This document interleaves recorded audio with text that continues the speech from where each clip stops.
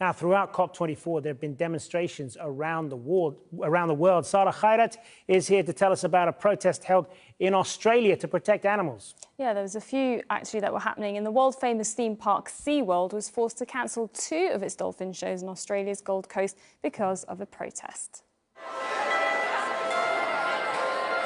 Now, activists from the Justice for Captives group interrupted the show to demonstrate against the animals being held in the park. Initially, now, SeaWorld temporarily stopped the show, but after some of the protesters entered the water, it cancelled it altogether, citing safety reasons for its staff and animals. And the police made several arrests, and there were a few confrontations as well. The crowd seemed rather unhappy, with some parents and their children booing the protesters. A few even threw food and tried removing the protest signs.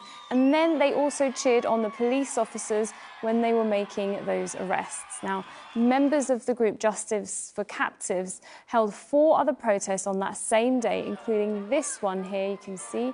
And that happened at a seal show as well. Made history in Australia this weekend for animals in captivity.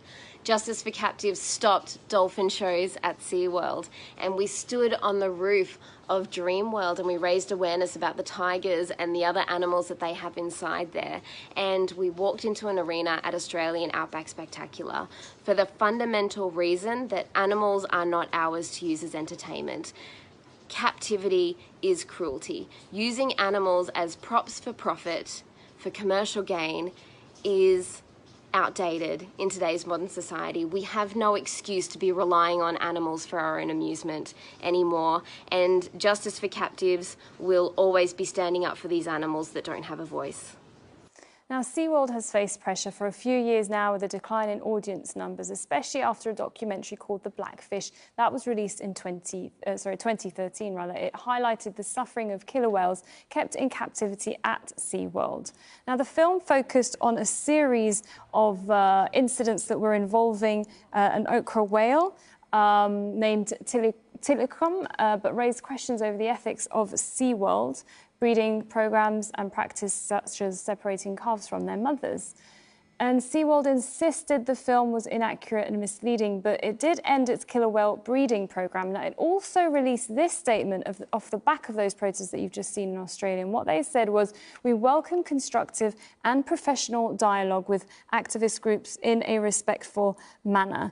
It also added that SeaWorld is very proud of its world-class exhibits from dolphins and seals. And it says it's pleasing to have the support of our guests who cheered when the group was escorted outside of the presentations. Now, the protesters have ignited debate on social media, with many applauding their efforts, while others actually did condemn it. One of those people that condemned it was Clint. He said that's another 2,000 odd people who will now have no respect for your cause after ruining their day in front of their children. It's not the way to enact change and gain public support. This person also adds that SeaWorld saves more animals than it holds captive. On the other hand, you have comments like this one here. This is on their Facebook page by Gia, saying, "Brilliant direct action is necessary to enact change. Animals do not belong in captivity." So there you get a good idea of how people have reacted to this story. And if you have any thoughts on it as well, we want to hear from you. The hashtag we're using is AJ NewsGrid.